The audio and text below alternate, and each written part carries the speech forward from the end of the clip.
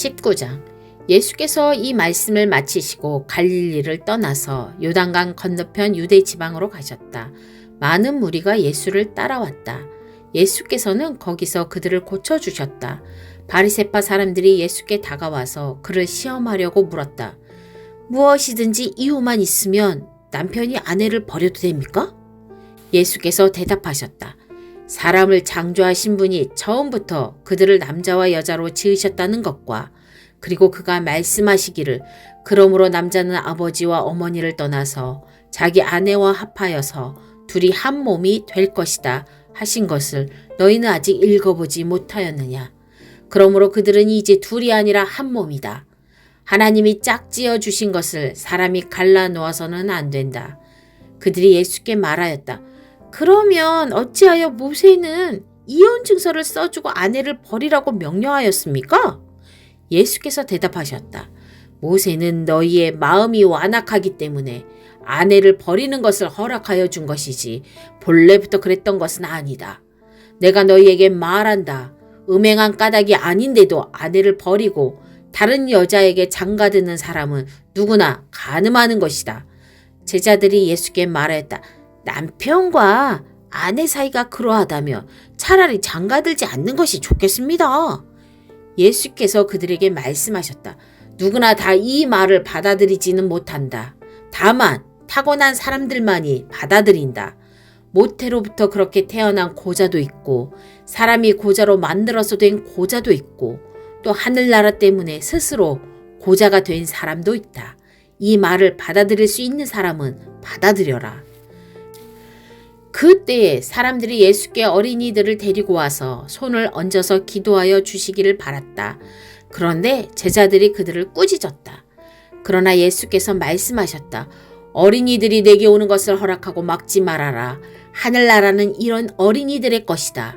그리고 그들에게 손을 얹어주시고 거기에서 떠나셨다. 그런데 한 사람이 예수께 다가와서 물었다. 선생님, 내가 영원한 생명을 얻으려면 무슨 선한 일을 해야 합니까? 예수께서 그에게 말씀하셨다. 어찌하여 너는 나에게 선한 일을 묻느냐? 선한 분은 한 분이다. 내가 생명에 들어가기를 원하면 계명들을 지켜라. 그가 예수께 물었다. 어느 계명을 지켜야 합니까? 예수께서 대답하셨다. 살인하지 말아라. 간음하지 말아라. 도둑질하지 말아라. 거짓 증언을 하지 말아라. 아버지와 어머니를 공경하여라. 그리고 내 이웃을 내 몸과 같이 사랑하여라. 그 젊은이가 예수께 말하였다. 나는 이 모든 것을 다 지켰습니다. 아직도 무엇이 부족합니까? 예수께서 그에게 말씀하셨다. 내가 완전한 사람이 되려고 하면 가서 내 소유를 팔아서 가난한 사람에게 주어라. 그리하면 내가 하늘에서 보화를 차지하게 될 것이다. 그리고 와서 나를 따라라. 그러나 그 젊은이는 이 말씀을 듣고 근심을 하면서 떠나갔다. 그에게는 재산이 많았기 때문이다. 예수께서 제자들에게 말씀하셨다. 내가 진정으로 너희에게 말한다. 부자는 하늘나라에 들어가기가 어렵다. 내가 다시 너희에게 말한다. 부자가 하나님 나라에 들어가는 것보다 낙타가 바늘귀로 지나가는 것이 더 쉽다. 제자들이 이 말씀을 듣고 깜짝 놀라서 말했다. 그러면 누가 구원을 얻을 수 있습니까? 예수께서 그들을 눈여겨보시고 말씀하셨다. 사람은 이 일을 할 수 없으나 하나님은 무슨 일이나 다 하실 수 있다. 이 말씀을 듣고 베드로가 예수께 말하였다. 보십시오. 우리는 모든 것을 버리고 주님을 따랐습니다. 그러니 우리가 무엇을 받겠습니까? 예수께서 그들에게 말씀하셨다. 내가 진정으로 너희에게 말한다. 새 세상에서 인자가 자기의 영광스러운 보좌에 앉을 때에 나를 따라온 너희도 12보좌에 앉아서 이스라엘 12지파를 심판할 것이다. 내 이름을 위하여 집이나 형제나 자매나 아버지나 어머니나 자식이나 땅을 버린 사람은 100배나 받을 것이요 또 영원한 생명을 물려받을 것이다. 그러나 첫째가 된 사람들이 꼴찌가 되고 꼴찌가 된 사람들이 첫째가 되는 경우가 많을 것이다. 20장. 하늘나라는 자기 포도원에서 일할 일꾼을 고용하려고 이른 아침에 집을 나서 어떤 포도원 주인과 같다. 그는 품삯을 하루에 한 데나리온으로 일꾼들과 합의하고 그들을 자기 포도원으로 보냈다. 그리고서 9시쯤에 나가서 보니 사람들이 장터에 빈둥거리며 서 있었다. 그는 그들에게 말하기를 여러분도 포도원에 가서 일을 하시오. 적당한 품삯을 주겠소 하였다. 그래서 그들이 일을 하러 떠났다. 주인이 다시 12시와 오후 3시쯤에 나가서 그렇게 하였다. 오후 5시쯤에 주인이 또 나가보니 아직도 빈둥거리고 있는 사람들이 있어서 그들에게 왜 당신들은 온종일 이렇게 하는 일 없이 빈둥거리고 있어? 하고 물었다. 그들이 그에게 대답하기를 아무도 우리에게 일을 시켜주지 않아서 이러고 있습니다 하였다. 그래서 그는 당신들도 포도원에 가서 일을 하시오 하고 말하였다. 저녁이 되니 포도원 주인이 자기 관리인에게 말하기를 일꾼들을 불러 맨 나중에 온 사람들부터 시작하여 맨 먼저 온 사람들에게까지 품삯을 치르시오 하였다. 오후 5시쯤부터 일을 한 일꾼들이 와서 한 데나리온씩을 받았다.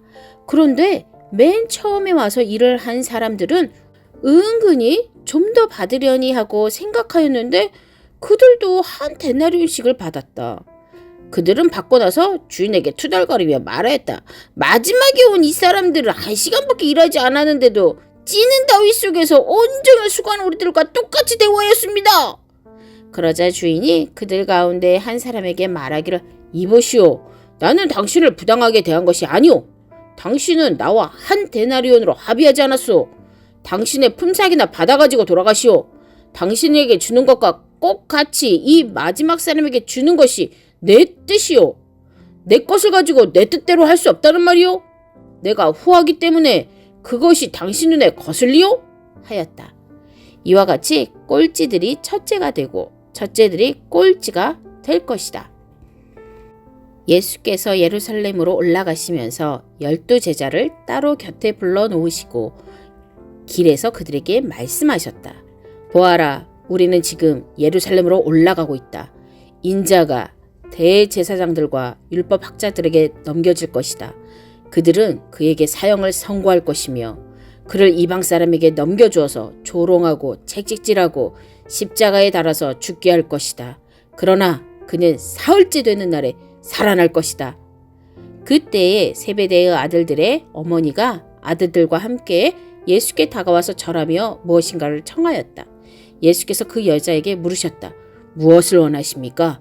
여자가 대답하였다. 나의 이 두 아들을 선생님의 나라에서 하나는 선생님의 오른쪽에 하나는 선생님의 왼쪽에 앉게 해주십시오. 예수께서 대답하셨다. 너희는 너희가 구하는 것이 무엇인지도 모르고 있다. 내가 마시려는 잔을 너희가 마실 수 있겠느냐? 그들이 대답하였다. 마실 수 있습니다. 예수께서 그들에게 말씀하셨다. 정말로 너희는 나의 잔을 마실 것이다. 그러나 나의 오른쪽과 왼쪽에 앉히는 그 일은 내가 할 수 있는 것이 아니다. 그 자리는 내 아버지께서 정해놓으신 사람들에게 돌아갈 것이다. 10제자가 이 말을 듣고 그 두 형제에게 분개하였다. 예수께서는 그들을 곁에 불러놓고 말씀하셨다. 너희가 아는 대로 이방 민족들의 통치자들은 백성을 마구 내리누르고 고관들은 백성에게 세도를 부린다. 그러나 너희끼리는 그렇게 해서는 안 된다. 너희 가운데에서 위대하게 되고자 하는 사람은 누구든지 너희를 섬기는 사람이 되어야 하고 너희 가운데서 으뜸이 되고자 하는 사람은 너희의 종이 되어야 한다. 인자는 섬김을 받으러 온 것이 아니라 섬기러 왔으며 많은 사람을 위하여 자기 목숨을 몸값으로 치러주려고 왔다. 그들이 여리고를 떠날 때에 큰 무리가 예수를 따라왔다. 그런데 눈먼 사람 둘이 길가에 앉아 있다가 예수께서 지나가신다는 말을 듣고 큰 소리로 외쳤다. 다윗의 자손이신 주님, 우리를 불쌍히 여겨 주십시오. 무리가 조용히 하라고 꾸짖었으나 그들은 더욱 큰 소리로 외쳤다. 다윗의 자손이신 주님, 우리를 불쌍히 여겨 주십시오. 예수께서 걸음을 멈추시고 그들을 불러서 말씀하셨다. 너희 소원이 무엇이냐? 그들이 예수께 말하였다. 주님, 눈을 뜨는 것입니다. 예수께서 가엾게 여기시고 그들의 눈에 손을 대시니 그들은 곧 다시 보게 되었다. 그들은 예수를 따라갔다. 21장. 예수와 그 제자들이 예루살렘에 가까이 이르러 올리브산에 있는 벳박의 마을에 들어섰다. 그때 예수께서 두 제자를 보내시며 그들에게 말씀하셨다. 맞은편 마을로 가거라. 가서 보면 나귀 한 마리가 매어 있고 그 곁에 새끼가 있을 것이다. 풀어서 나에게로 끌고 오너라. 누가 너희에게 무슨 말을 하거든 주님께서 쓰시려고 하십니다 하고 말하여라. 그리하면 곧 내어줄 것이다. 이것은 예언자를 시켜서 하신 말씀을 이루시려는 것이었다. 시온의 딸에게 말하여라. 보아라, 내 임금이 내게로 오신다. 그는 온유하시어 나귀를 타셨으니 어린 나귀 곧 멍에 매는 짐승의 새끼다. 제자들이 가서 예수께서 지시하신 대로 어미 나귀와 새끼 나귀를 끌어다가 그 위에 겉옷을 얹으니 예수께서 올라타셨다. 큰 무리가 자기들의 겉옷을 길에다가 폈으며 다른 사람들은 나뭇가지를 꺾어다가 길에 깔았다. 그리고 앞에 서서 가는 무리와 뒤따라오는 무리가 외쳤다. 호산나! 다윗의 자손께 복되시다! 주님의 이름으로 오시는 분! 더없이 높은 곳에서 호산나! 예수께서 예루살렘에 들어가셨을 때에 온 도시가 들떠서 물었다. 이 사람이 누구냐? 사람들은 그가 갈릴리 나사렛에서 나신 예언자 예수라고 말하였다. 예수께서 성전에 들어가셔서 성전 뜰에서 팔고 사고 하는 사람들을 다 내쫓으시고 돈을 바꾸어 주는 사람들의 상과 비둘기를 파는 사람들의 의자를 둘러엎으시고 그들에게 말씀하셨다. 성경에 기록된 바 내 집은 기도하는 집이라고 불릴 것이다 하였다. 그런데 너희는 그것을 강도들의 소굴로 만들어버렸다. 성전뜰에서 눈먼 사람들과 다리를 저는 사람들이 예수께 다가왔다. 예수께서는 그들을 고쳐주셨다. 그러나 대제사장들과 율법학자들은 예수께서 하신 여러 가지 놀라운 일과 또 성전뜰에서 다윗의 자손에게 호산나! 하고 외치는 아이들을 보고 화가 나서 예수께 말하였다. 당신은 아이들이 뭘 하는지 듣고 있어? 예수께서 그들에게 말씀하셨다. 그렇다.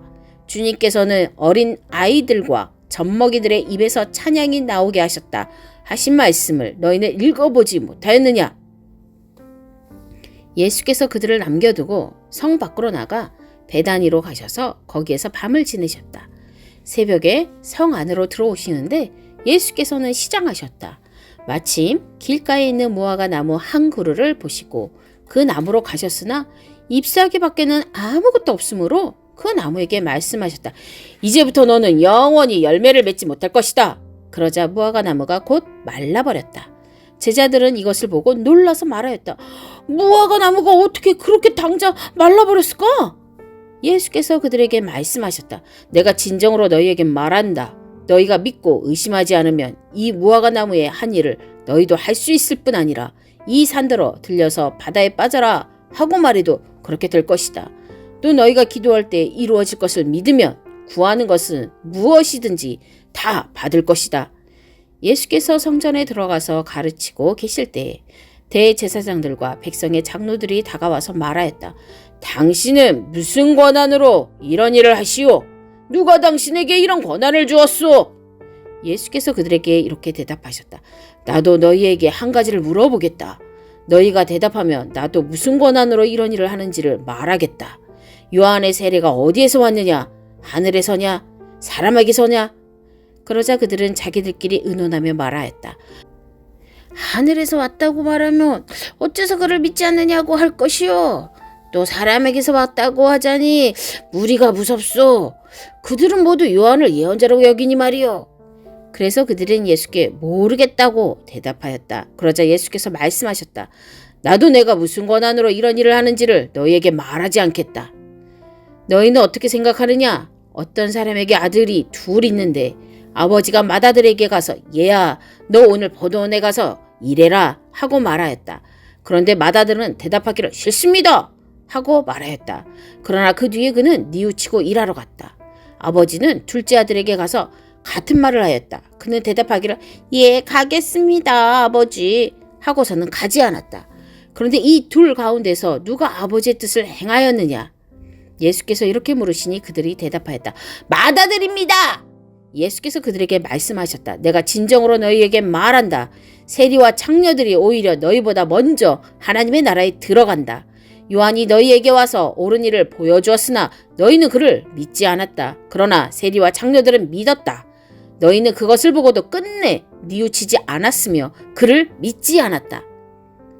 다른 비유를 하나 들어보아라. 어떤 집주인이 있었다. 그는 포도원을 일구고 울타리를 치고 그 안에 포도즙을 짜는 확을 파고 망대를 세웠다. 그리고 그것을 농부들에게 새로 주고 멀리 떠났다. 열매를 거두어들일 철이 가까이 왔을 때에 그는 그 소출을 받으려고 자기 종들을 농부들에게 보냈다. 그런데 농부들은 그 종을 붙잡아서 하나는 때리고 하나는 죽이고 또 하나는 돌로 쳤다. 주인은 다시 다른 종들을 처음보다 더 많이 보냈다. 그랬더니 농부들은 그들에게도 똑같이 하였다. 마지막으로 그는 자기 아들을 보내며 말하기를 그들이 내 아들이야 존중하겠지 하였다. 그러나 농부들은 그 아들을 보고 그들끼리 말하였다. 이 사람은 상속자다. 그를 죽이고 그의 유산을 우리가 차지하자. 그러면서 그들은 그를 잡아서 포도원 밖으로 내쫓아 죽였다. 그러니 포도원 주인이 돌아올 때에 그 농부들을 어떻게 하겠느냐. 그들이 예수께 말하였다. 그 악한 자들을 가차없이 죽이고 제때에 소출을 바칠 다른 농부들에게 포도원을 맡길 것입니다. 예수께서 그들에게 말씀하셨다. 너희는 성경에서 이런 말씀을 읽어본 일이 없느냐? 집 짓는 사람이 버린 돌이 집 모퉁이의 머릿돌이 되었다. 이것은 주님께서 하신 일이요 우리 눈에는 놀라운 일이다.